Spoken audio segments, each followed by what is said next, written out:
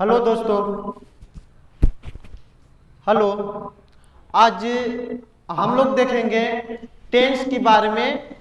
Tense क्या होता है, क्यों यूज किया जाता है, किस लिए यूज किया जाता है, और टेंस के बारे में पूरा कहानी को समझेंगे।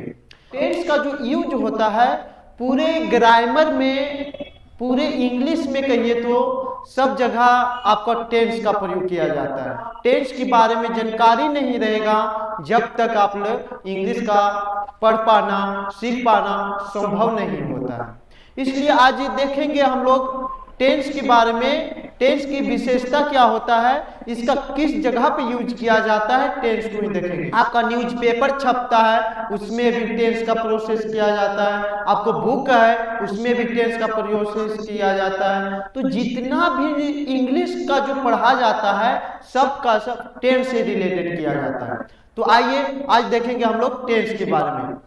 चलते हैं, देखते हैं टेंस क्या है।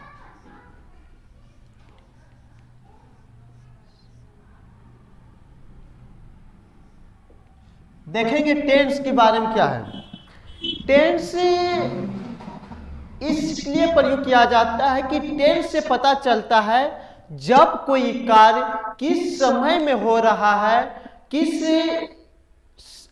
कब तक होगा और कितना हुआ है, इस सब को बारे में बतलाने के लिए टेंस का प्रयोग किया जाता है। जब कोई कार्य किस समय में हो रहा है, कितना हुआ है और बतलाने के लिए टेंस का प्रयोग किया जाता है। इसके बारे में बतलाने के लिए किसको प्रयोग करते हैं देखेंगे। जो टेंस जो होता है सबसे पहले 3 भाग में बांटा जाता है। टेंस जो होता है 3 भाग में बांटा जाता है। टेंस हमारा 3 प्रकार की होता है। पहला बोलेंगे आपको प्रेजेंट टेंस,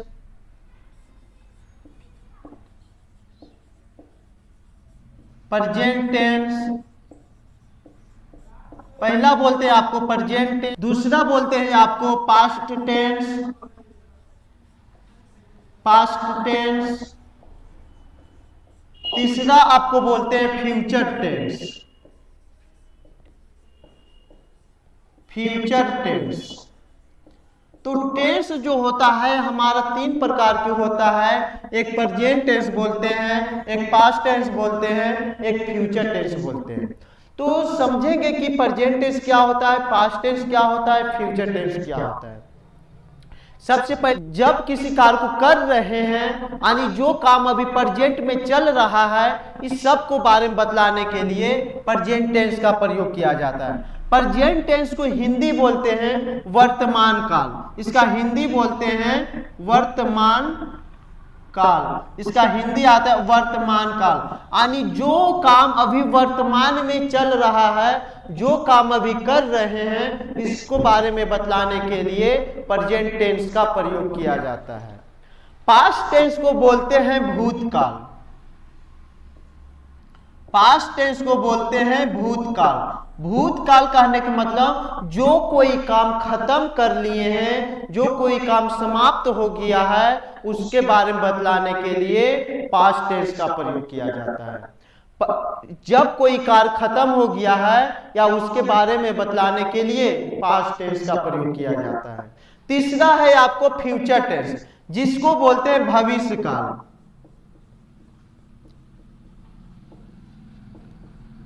जिसको बोलते हैं भविष्य काल। भविष्य काल कहने का मतलब हो गया जो कोई काम आगे करने वाले हैं, जो काम आगे शुरू करने वाले हैं, सब को बारे में बताएगा आपको फ्यूचर टेंस बताएगा। कौन बताएगा? Future tense. तो ये 3 कहानी हमारा चलता है। जो कोई काम अभी कर रहे हैं, जो काम अभी हो रहा है, उस सब को बारे में बताएगा आपको प्रेजेंट टेंस। पास्ट टेंस बतलाता है जो कोई काम खत्म हो गया है, जो काम समाप्त हो गया है, उसके बारे में बतलाने के लिए पास्ट टेंस का प्रयोग करते हैं। फ्यूचर टेंस का प्रयोग करते हैं जो कोई काम आगे करने वाले हैं, जो कोई काम आगे शुरू करने वाले हैं, सबको बारे में बतलाने के लिए फ्यूचर टेंस के कहते हैं। यानी जो आगे होगा वो क्या कहलाएगा? फ्यूचर टेंस कहलाएगा। तो इसको पहचाने की कैसे कि प्रेजेंट टेंस क्या, प्रेजेंट टेंस कब होता है, पास्ट टेंस कब होता है, फ्यूचर टेंस कब होता है। तो सबसे पहले आपको पहचानना है कि प्रेजेंट टेंस जो होता है, यानी इसको पहचानने के लिए अलग अलग तरीके के यूज किया जाता है। जैसे स्कूल में एक यूनिफॉर्म को लिए किया जाता है, यूनिफॉर्म पहना दिया जाता है, जिससे पता चलता है कि कौन सा स्कूल का है, किस स्कूल का है। सबको क्या करता है, इसको अलग अलग स्कूल को यूनिफॉर्म पहना दिया जाता है। तो उसी प्रकार से हम लोग टेंस में देखेंगे कि टेंस का भी वही है कि सबका अलग अलग पहचान होता है। सभी टेंस का क्या होता है, अलग अलग पहचान होता है। प्रेजेंट टेंस का अलग पहचान होगा, पास्ट टेंस का अलग पहचान होगा, फ्यूचर टेंस का अलग पहचान होता है। तो आइए देखते हैं प्रेजेंट टेंस को पहचानने के लिए क्या करते हैं। जहां पर ता, ते, ती, या, है, हो, हूं, या, अ, आ, ई, जिस हिंदी क्रिया के अंत में ताते, ती, है, हो, हूं या अ, आ, ई लगा रहेगा, सबको कहलाता है, आपको प्रेजेंट टेंस में कहलाता है। किस में कहलाता है, प्रेजेंट टेंस में कहलाता है। जिस हिंदी क्रिया के अंत में है, हो, हूं या ताते, ती का उच्चारण मिले, उसे कहते हैं प्रेजेंट टेंस कहा जाता है, यानी वर्तमान काल कहा जाता है। पास्ट टेंस को देखेंगे कि पास्ट टेंस में जिस हिंदी क्रिया के अंत में था, थे, थी, जिस हिंदी क्रिया के अंत में था, थे, थी लगा रहेगा, उसको बोलेंगे पास्ट टेंस बोलेंगे। उसको क्या बोलेंगे, पास्ट टेंस बोलेंगे। जिस हिंदी क्रिया के अंत में था, थे, थी लगा रहेगा, उसको क्या बोलेंगे, पास्ट टेंस बोलेंगे। अगला है फ्यूचर टेंस, यानी भविष्य काल। जिस हिंदी क्रिया के अंत में गा, गे, गी, जिस हिंदी क्रिया के अंत में गागे, गी लगा रहेगा, वो कहलाता है फ्यूचर टेंस कहलाता है। तो तीनों को कैटेगरी अलग अलग होता है, तीनों की पहचान अलग अलग होता है, भिन्न भिन्न तरीके से इसको पहचाना जा सकता है। पहला हिंदी पहचानने के लिए है, वो, हूं लगा रहेगा, प्रेजेंट टेंस कहलाएगा। था, थे, थी लगा रहेगा, पास्ट टेंस कहलाएगा। गागे, गी रहेगा, फ्यूचर टेंस कहलाएगा। तो ये तो हमारा हिंदी का पहचान हो गया। हिंदी में इसको पता कर सकते हैं कि कौन सा टेंस किसका है। अब इसको बतलाने के लिए जब इंग्लिश में पहचानने के लिए आएगा, तो इंग्लिश में प्रयोग करते हैं, जहां पर वर्ब के रूप में इंग्लिश में पहचानते हैं, वर्ब से पहचाना जाता है कि कौन सा कार्य किस समय में हो रहा है, यानी कौन सा टेंस का वाक्य है। तो प्रेजेंट टेंस में जो वर्ब का जो प्रयोग किया जाता है, V1 फॉर्म या V5 फॉर्म के प्रयोग किया जाता है, या इज, आर, एम का प्रयोग किया जाता है, या हैज, हैव या हैज का प्रयोग किया जाता है। यह हमारा दर्शाया जाता है, प्रेजेंट टेंस का वाक्य दर्शाया जाता है। जिस हिंदी क्रिया, जिस इंग्लिश स्ट्रक्चर में, जिस इंग्लिश वर्ड में V1 या V5 फॉर्म के रहेगा, या इज, आर, एम का प्रयोग रह जाए, या हैज, हैव का प्रयोग रह जाए, इसके साथ प्रयोग करते हैं कौन सा टेंस में, प्रेजेंट टेंस में प्रयोग किया जाता है। तो देखेंगे पास्ट टेंस में प्रयोग किसको करेंगे, पास्ट टेंस में प्रयोग किया जाता है V2 फॉर्म के, या डिड फॉर्म के, या वाज या वेयर का प्रयोग किया जाता है। यह हमारा बतलाता है, पास्ट टेंस का बतलाता है। जहां पर V2 फॉर्म रहे, या डिड रहे, या वाज, वेयर रहेगा, इसको बतलाने के लिए प्रयोग करते हैं, पास्ट टेंस का लिए प्रयोग करते हैं। फ्यूचर टेंस में देखेंगे, फ्यूचर टेंस में आपको मिलेगा वर्ब के रूप में, ऑक्सिलरी वर्ब के रूप में शैल या विल का प्रयोग किया जाता है, उसे कहते हैं फ्यूचर टेंस कहते हैं। जहां पर शैल विल का प्रयोग करेंगे, उसको बोलेंगे फ्यूचर टेंस बोलेंगे। तो इस इंग्लिश स्ट्रक्चर और हिंदी स्ट्रक्चर से आपको क्या पता चल जाएगा कि प्रेजेंट टेंस का वाक्य है, फ्यूचर टेंस का वाक्य है, या पास्ट टेंस का वाक्य है। तो तीनों को आपको कैटेगरी को पता करने के लिए, किस कैटेगरी का है, किस कल्चर का है, इसके बारे में बतलाने के लिए तीनों का प्रयोग किया जाता है। आगे देखेंगे कि हम लोग प्रेजेंट टेंस भी जो होता है, प्रेजेंट टेंस हमारा 4 प्रकार के होता है।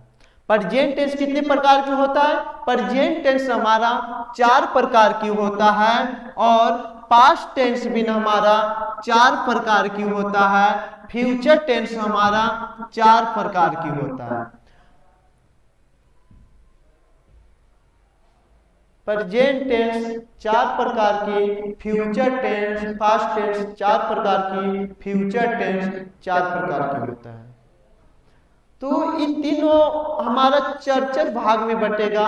इसको अलग अलग कैटेगरी से, अलग अलग तरीके से इसको क्या करेंगे? पंचांग करेंगे। कौन कौन सा होता है इसके बारे में जानेंगे। पास्ट टेंस 4 प्रकार की कौन कौन सा होता है इसके बारे में जानेंगे। फ्यूचर टेंस 4 प्रकार की कौन कौन सा होता है इसके बारे में जानेंगे। तो चलिए देखते हैं। सबसे पहले आपको देखेंगे कि प्रेजेंट टेंस 4 प्रकार की कौन कौन सा होता है। तो चलिए देखते हैं प्रेजेंट टेंस।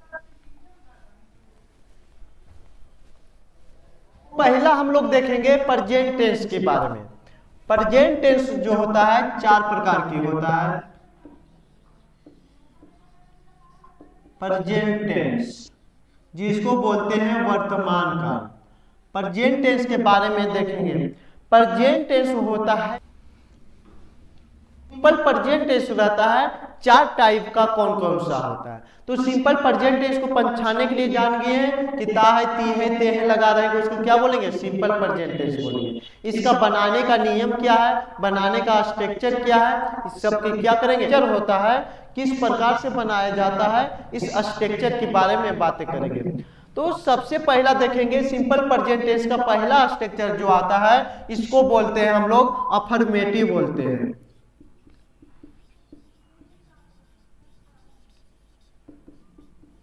इसको बोलते हैं हम लोग अफर्मेटिव बोलते हैं। अफर्मेटिव में जो प्रयोग किया जाता है सिंपल प्रेजेंट टेंस का स्ट्रक्चर में, जिसमें सब्जेक्ट का पहले प्रयोग करते हैं, सब्जेक्ट का प्रयोग करते हैं, उसके बाद में V1 फॉर्म का या V5 फॉर्म का प्रयोग किया जाता है, उसके बाद ऑब्जेक्ट का प्रयोग किया जाता है, उसके बाद ऑब्जेक्ट का प्रयोग किया जाता है। तो ये हमारा सिंपल प्रेजेंट टेंस का अफर्मेटिव स्ट्रक्चर बनाने का नियम स्ट्रक्चर है। जब इसी को अगर नेगेटिव बनाने के लिए रहेगा, दूसरा पार्ट में आ जाता है। इसको जब नेगेटिव में चेंज करेंगे, जब नेगेटिव में इसको चेंज करेंगे तो आपको आ जाता है सब्जेक्ट। सब्जेक्ट के बाद में आपको सब्जेक्ट के बाद इसमें लग जाएगा डू या डज का प्रयोग होगा, डू या डज आएगा। उसके बाद में प्रयोग करेंगे V1 फॉर्म का, उसके बाद प्रयोग करते हैं आपका ऑब्जेक्ट का। तो ये हमारा बन जाता है सिंपल प्रेजेंट टेंस का नेगेटिव स्ट्रक्चर बन जाता है। Subject plus do does plus V1 plus object का प्रयोग आ जाता है। अब यहाँ पर याद है डू का प्रयोग कहाँ करेंगे, डज का प्रयोग कहाँ करेंगे? तो आई वी यू दे के साथ में डज का प्रयोग करेंगे, बाकी सभी के साथ में डू का प्रयोग करेंगे। बाकी सभी के साथ में क्या आ जाएगा? डू का प्रयोग। आई वी यू या प्लूरल नाउन के साथ में डज का प्रयोग करेंगे, बाकी सभी के साथ में ही सी इट या सिंगुलर नाम चला आ जाएगा, उसके साथ में डू का प्रयोग करेंगे। जब इसी को इंट्रोगेटिव में इसको चेंज करते हैं, जब इसका तीसरा पार्ट में इंट्रोगेटिव में चेंज करते हैं, जब इसको इंट्रोगेटिव में चेंज करते हैं तो डू या डज क्या आ जाता है? हमारा बाहर आ जाता है। डू या डज के बाद में प्रयोग करते हैं सब्जेक्ट का प्रयोग किया जाता है। सब्जेक्ट के बाद में V1 फॉर्म का प्रयोग करते हैं, फिर उसके बाद ऑब्जेक्ट का प्रयोग किया जाता है और लास्ट में क्वेश्चन मार्क का प्रयोग किया जाता है। तो ये हमारा बन गया नेगेटिव सेंटेंस, इंट्रोगेटिव सेंटेंस बन गया। यानी सिंपल प्रेजेंट टेंस का कौन सा सेंटेंस बन गया? इंट्रोगेटिव सेंटेंस बन गया। जब इसी में चेंज करेंगे, इंट्रोगेटिव नेगेटिव में इसको चेंज करते हैं, जब इंट्रोगेटिव नेगेटिव में चेंज करते हैं, जब इसी स्ट्रक्चर को इंट्रोगेटिव नेगेटिव में चेंज करते हैं तो हमारा आ जाता है डू या डज आ जाएगा। उसके बाद में प्रयोग करेंगे सब्जेक्ट का प्रयोग किया जाता है, सब्जेक्ट के बाद में नोट का प्रयोग किया जाता है, नोट के बाद में V1 फॉर्म आएगा, उसके बाद ऑब्जेक्ट का प्रयोग किया जाएगा, लास्ट में क्वेश्चन मार्क का प्रयोग किया जाता है। तो ये हमारा इंट्रोगेटिव नेगेटिव स्ट्रक्चर में क्या हो जाता है, चेंज हो जाता है। यानी इंट्रोगेटिव नेगेटिव स्ट्रक्चर में क्या हो जाएगा, हमारा चेंज हो जाएगा। तो ये हमारा था सिंपल प्रेजेंट टेंस का 4 स्ट्रक्चर था। सिंपल प्रेजेंट टेंस के कितने स्ट्रक्चर था, 4 स्ट्रक्चर था। तो ये 4 को देखिए, इसके अलावा जो आता है एक और स्ट्रक्चर आता है जिसको बोलते हैं WH वर्ड में, जिसको क्या बोलते हैं, WH वर्ड स्ट्रक्चर, जिसका स्ट्रक्चर आ जाता है आपका WH वर्ड का स्ट्रक्चर आ जाता है। सबसे पहले में WH वर्ड का प्रयोग करेंगे, उसके बाद में डू या डच का प्रयोग करेंगे, डू या डच के बाद सब्जेक्ट का प्रयोग करेंगे, सब्जेक्ट के बाद V1 फॉर्म का प्रयोग करेंगे, उसके बाद ऑब्जेक्ट का प्रयोग किया जाएगा, लास्ट में क्वेश्चन मार्क का प्रयोग किया जाएगा। ये हमारा WH वर्ड का स्ट्रक्चर है। किसका स्ट्रक्चर, WH वर्ड कहने का मतलब हो गया जो किसी भी सेंटेंस से क्वेश्चन पूछने की कार्य किया जाए, क्वेश्चन पूछा जाता है, उसको बोलते हैं WH वर्ड बोला जाता है। जिस सेंटेंस में WH वर्ड से क्वेश्चन पूछने का कार्य करता है उसको बोलते हैं WH वर्ड बोला जाता है, उसको क्या बोलते हैं, WH वर्ड बोला जाता है। हमारा था सिंपल प्रेजेंट टेंस का 6 स्ट्रक्चर देखें, सिंपल प्रेजेंट टेंस का 6 स्ट्रक्चर देखें। इसी पर ही आपको पूरा सारा सिंपल प्रेजेंट टेंस का क्या बनेगा, ट्रांसलेट होगा, सारा के सारा इसी पर बनेगा। तो आइए देखते हैं, हम लोग समझेंगे एक एग्जाम्पल के थ्रू, एग्जाम्पल से समझेंगे इसका किस जगह पर प्रयोग किया जाता है। तो ये आप समझ गए होंगे कि सिंपल प्रेजेंट टेंस का जो अफर्मेटिव स्ट्रक्चर होता है, सब्जेक्ट का प्लस V1 या V5 का प्लस ऑब्जेक्ट का प्रयोग किया जाता है। और इसको जब नेगेटिव बनाएंगे, सिंपल प्रेजेंट टेंस का नेगेटिव बनाएंगे तो सब्जेक्ट प्लस डू डज का प्रयोग होगा, फिर V1 फॉर्म आएगा, फिर ऑब्जेक्ट का प्रयोग किया जाता है। जब इसको इंट्रोगेटिव में चेंज करते हैं तो डू या डज का प्रयोग होगा, फिर सब्जेक्ट का प्रयोग किया जाता है, फिर V1 फॉर्म आएगा, फिर ऑब्जेक्ट का प्रयोग किया जाता है। जब इसको नेगेटिव बनाएंगे यानी इंट्रोगेटिव नेगेटिव में जब चेंज करेंगे तो आ जाएगा आपको डू या डज आ जाएगा, उसके बाद सब्जेक्ट आ जाएगा, नोट आ जाएगा, V1 आ जाएगा, फिर ऑब्जेक्ट का प्रयोग किया जाएगा। जब इसी को WH वर्ड बनाएंगे तो WH वर्ड आ जाएगा या डू या डज आ जाएगा, फिर उसके बाद सब्जेक्ट का प्रयोग होगा, V1 आएगा, फिर ऑब्जेक्ट का प्रयोग किया जाता है। तो ये हमारे इसी को अगर नेगेटिव में बनाएंगे तो नेगेटिव में हमारा क्या होगा, WH वर्ड आएगा, फिर सब्जेक्ट आएगा, सब्जेक्ट के बाद में नोट का प्रयोग होगा, उसके बाद V1 फॉर्म आएगा, फिर उसके बाद ऑब्जेक्ट का प्रयोग किया जाएगा। तो ये हमारा नेगेटिव स्ट्रक्चर बन जाएगा, यानी WH वर्ड का क्या बन जाएगा, नेगेटिव स्ट्रक्चर बन जाएगा। तो आइए देखते हैं कि एग्जाम्पल क्या कहता है। एग्जाम्पल से समझते हैं, जैसे बोलेगा तो जैसे बोलेगा कि मैं किताब पढ़ता हूं, जैसे क्या बोलेगा कि मैं किताब पढ़ता हूं, मैं किताब पढ़ता हूं, मैं किताब पढ़ता हूं। तो सबसे पहले देखिएगा लास्ट में ता है, ती है, ते है आ रहा है, तो किस क्या कहलाएगा, हमारा सिंपल प्रेजेंट टेंस का वाक्य है। इसको बनाने के लिए सबसे पहला स्ट्रक्चर बतलाए थे आपको, अफर्मेटिव में बनाने के लिए सबसे पहले आपको सब्जेक्ट का प्रयोग करेंगे, या उसके बाद में सबसे पहले आपको सब्जेक्ट आएगा, सब्जेक्ट में है तो आई में हो जाएगा, उसके बाद V1 या V5 का प्रयोग करने के लिए बोले थे। तो किताब, मैं किताब पढ़ता हूँ, सिंगुलर के बाद क्या आ जाएगा, रीड आ जाएगा, उसके बाद ऑब्जेक्ट का प्रयोग करेंगे। ऑब्जेक्ट हमारा क्या हो गया, किताब हो गया, तो बन जाएगा बुक, आई रीड बुक, क्या बन जाएगा? आई रीड बुक बन जाएगा। जब इसी को अगर नेगेटिव बनाएंगे तो नेगेटिव में चेंज करेंगे तो आई आ जाएगा, उसके बाद डू या डज का प्रयोग बतलाए थे तो आई, वी, यू या प्लुरल नाम के साथ में डज का प्रयोग करते हैं, बाकी ही, सी, इट सिंगुलर नाम के साथ में डज, डू का प्रयोग करते हैं। तो आई के साथ प्रयोग करेंगे, डज का प्रयोग करेंगे, उसके बाद में V1 फॉर्म आएगा तो रीड हमारा फ्री फॉर्म है, रीड आ जाएगा, उसके बाद बुक का प्रयोग करेंगे तो I do, I does, read book.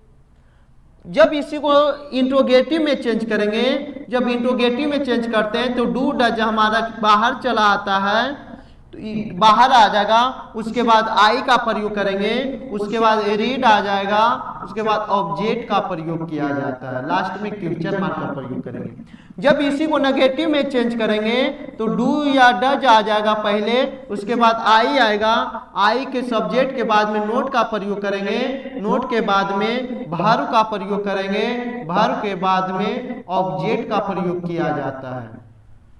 जब इसी को WH वर्ड में बनाएंगे तो WH वर्ड में आ जाएगा आपका WH वर्ड आ जाएगा, फिर डू डज डीड आ जाएगा, तो आई के साथ में डज का प्रयोग करेंगे, फिर आई लगाएंगे, उसके बाद वर्ब आ जाएगा, उसके बाद ऑब्जेक्ट का प्रयोग किया जाता है। जब इसी को नेगेटिव में चेंज करेंगे तो आ जाएगा आपको WH वर्ड, उसके बाद में डू या डज का प्रयोग होगा, फिर सब्जेक्ट का, सब्जेक्ट के बाद नोट का प्रयोग किया जाता है, उसके बाद वर्ब का, उसके बाद ऑब्जेक्ट का प्रयोग किया जाता है। तो ये हमारा बन गया 6 प्रकार से यानी सिंपल प्रेजेंट टेंस का स्ट्रक्चर बन गया। तो यहां तक ले हम लोग सिंपल प्रेजेंट टेंस के बारे में देखें कि सिंपल प्रेजेंट टेंस के क्या होता है, 6 प्रकार के स्ट्रक्चर बनाता है, किस प्रकार से बनता है, नेगेटिव होता है, अफर्मेटिव होता है, नेगेटिव होता है, इंट्रोगेटिव होता है, इंट्रोगेटिव नेगेटिव होता है, WH वर्ड होता है, WH वर्ड नेगेटिव होता है। तो हम लोग 6 प्रकार से पढ़े सिंपल प्रेजेंट टेंस का स्ट्रक्चर। तो आगे हम लोग देखेंगे कि सिंपल प्रेजेंट टेंस यहाँ पर ही खत्म होता है। तो आगे हम लोग देखेंगे कि प्रेजेंट कॉन्टिन्यूअस टेंस के बारे में कि प्रेजेंट कॉन्टिन्यूअस टेंस किस प्रकार से प्रयोग किया जाता है। इसी प्रकार से स्ट्रक्चर क्या होगा और बनेगा। तो सिंपल प्रेजेंट कॉन्टिन्यूअस में देखेंगे, जिसमें आपको अगले क्लास में मिलेंगे कि सिंपल कॉन्टिन्यूअस के बारे में उसमें डिटेल पढ़ेंगे और उससे आगे क्या होगा सिंपल कॉन्टिन्यूअस टेंस और प्रेजेंट परफेक्ट टेंस, ये हमारा अगले क्लास में पढ़ाया जाएगा, जो कि डिटेल में आपको पढ़ाया जाएगा। आप लोग कॉपी पर लिखते चलिएगा। जब तक यहीं तक रहने देते हैं, फिर मिलते हैं आपसे अगले क्लास में।